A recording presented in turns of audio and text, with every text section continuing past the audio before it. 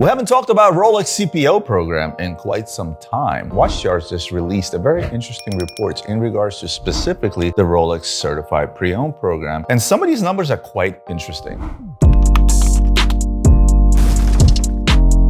So the Rolex CPO is coming up on about 2 years old right now, and there's already 69 dealers that have joined that program out of the 1,500 doors worldwide that Rolex actually has. So a lot of big groups that are involved, guys like Booker, guys like Watches of Switzerland, and now the 1916 company, formerly known as Watchbox, and a few other doors. And of course, it's the above three mentioned groups that sort of dominate that market. Booker coming in first at about 1,500 CPO watches listed across their European and American operations. Watches of Switzerland comes in second with about 975 watches listed, and the 1916 company is not far behind it with about 850 watches listed. If you add those up, 60% of all Rolex CPO inventory is spread among those three giants, and that's who we're going to concentrate on. As far as sales, there were just under 1,400 sales recorded in the month of June, and about 1,400, I mean 1,400 units. And if you look at previous data, those sales actually decreased over the 6-month prior. Worth mentioning that the vast majority of CPO dealers have less than 100 pieces in stock, and inventory consists mostly of inventory from 1990s through 2010. I wrote out some numbers for specific dealers, so let's just run through these real quick. I'm going to start with Tourneau, i.e. Booker here in the United States. In June, Tourneau sold approximately 256 CPO watches valued at $4,858,200. I don't even know why I said approximately. Of the watches sold, the top selling models were 46% Datejust, 8.6% Oyster Perpetual, 5.8% Day-Date, Daytona 5.3%, Submariner just under 5%, and Air King at 3.7%. And there are some average prices that you see up on the screen. No need for me to read through them. Let's go to Watches of Switzerland CPO sales. In June, Watches of Switzerland sold approximately 75 CPO watches valued at $2,022,500. Datejust obviously coming in fairly high because that would be the most affordable item. But what I don't understand is the average price on that at $16,115. How do they average out to that on a Datejust? Obviously, this could include gold pieces and things like that, but still fairly high average for Datejust. And next we have the 1916 company is reporting 212 CPO watches valued at just under $4.5 million. And of the watches sold, again, the top selling models are, no surprise, Datejust. Again, average price sort of makes sense on this one. Submariner, Daytona, GMT Master, Explorer 2, and then Sea Dweller coming in at the end. Now let's talk inventory numbers, because the way I look at things, especially here internally at LB, is I say, okay, I'm holding X in this particular type of inventory. How much of my inventory actually turned over during those 30 days, 60 days, or whatever time measure I'd like to set forth? So going back to Tourneau, i.e. Booker in the United States, ending June, Tourneau had approximately 699 CPO watches listed for sale valued at $15.5 million. And the top models, again, Datejust, 189 units, Day-Date, 78, a little surprising there. Daytona, 75 units, no surprise. Yachtmaster, 60, Oyster Perpetual, 55 unit. And again, average pricing here, kind of makes sense, I would say. Again, Datejust, I still feel is a bit high. Let's go to our next guy, and that's going to be Watches of Switzerland. They had approximately 352 CPO watches listed for sale valued at about $9.7 million.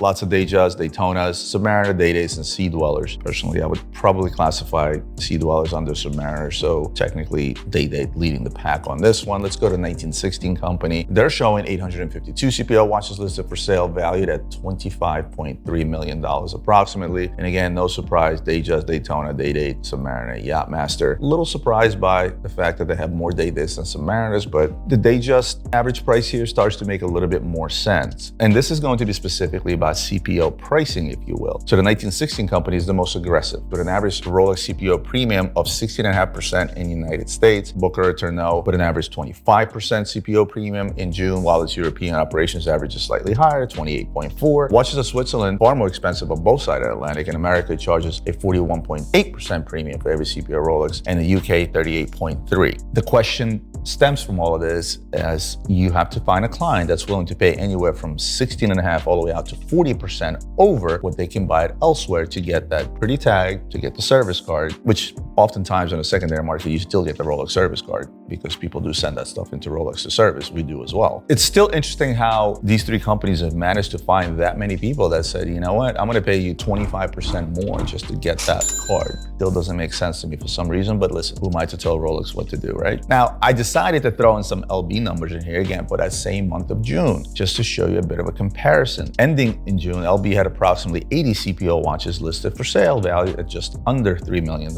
And take that number with a grain of salt, because by throwing a couple of special vintage pieces that are like around that $300,000 price range, regular goods probably came in at around 2.2. We sold approximately 60 CPO watches valued at about $2.4 million, which is great for me because I like the fact that I can turn inventory over in 30 days or under. And if you compare it to some of the other big boys, and we can put these numbers side by side perhaps on the screen so you guys kind of get a general idea of what's going on. And mind you, this is not Rolex CPO, this is just used Rolex. Now, as far as pricing, what demands the highest premium over market on the Rolex CPO market is surprisingly Cellini and Milgauss references, which is really surprising to me because those are the hardest to sell for us. We usually have like the smallest margin on those. But on the CPO market over regular market, those are the models that we're seeing demanding higher premium for Tourneau and Booker. As you see on the screen, Cellini, Explorer, Air King, Oyster Perpetual, Milgauss, and Submariner. These are the premiums that you see across those.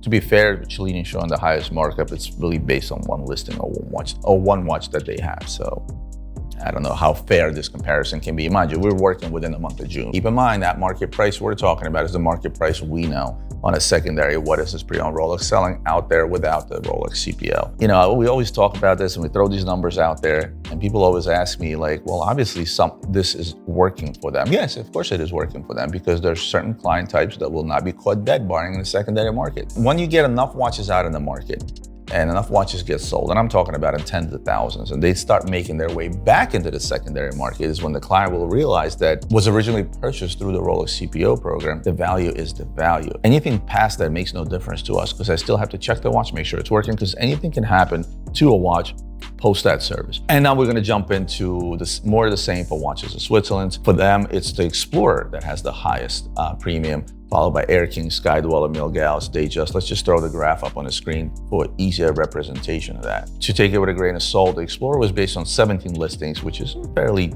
decent number to judge by. Listen, Watches of Switzerland, 1916 company, all these companies, they know what they're doing when it comes to, you know, analyzing the data and analyzing their sales. So perhaps it's based on the demand that they may have in particular regions, or maybe it's just based on the fact that they didn't keep up with the market. These watches weren't purchased yesterday. As big of a turnover we have here at LB when it comes to selling, that's as big of a turnover we have here when it comes to buying. When you get to bigger companies, that whole process takes a while. And here's the biggest issue. The process of taking a Rolex and making it certified pre-owned takes a long time. And if you're talking about hundreds of watches, sending them into Rolex, them taking their time, doing what they need to do to certify them, it all takes time. And we'll run through the same thing with the 1916 company. Let's just jump right to the graph. And again, for some reason, Explorer is another one. I don't think Explorer had such a significant change in value over the last 6 to 9 months that the premium is at that much higher. Usually it's the more popular something is, the more of a markup it should have, but here there's no rhyme or reason to it. All this data stems from the fact of how much time it took to get those hundreds of watches through the CPO program out to the market and selling. Now, Watch Chart also tracks the amount of time it takes to sell a particular item, DOM, i.e. days on the market. Now, Booker or Tourneau are taking between 40 to 95 days to sell a product. Not an impressive number. If it takes you 3 months to sell a Rolex, something's wrong.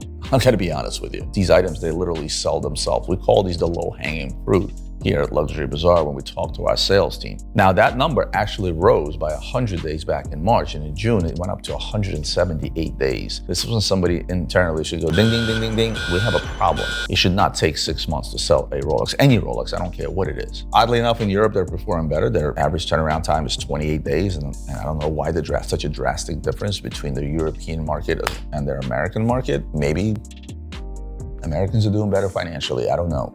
This is just such a huge disparity that it's really, really shocking. And of course, Watches of Switzerland is showing a 43-day turnaround, and they're showing a 61-day turnaround in the UK. Again, the US seemingly is doing better. Now, these numbers are a little bit more reasonable. And the 1916 company has taken 60 days to sell an average Rolex over the last 6 months. So, hope this sheds a little bit of light into what's going on with the CPO market. I think I'll probably do another one of these perhaps at the end of this year. Thanks so much for tuning in as always. Like, comment, share, subscribe. I'll see you on the next one.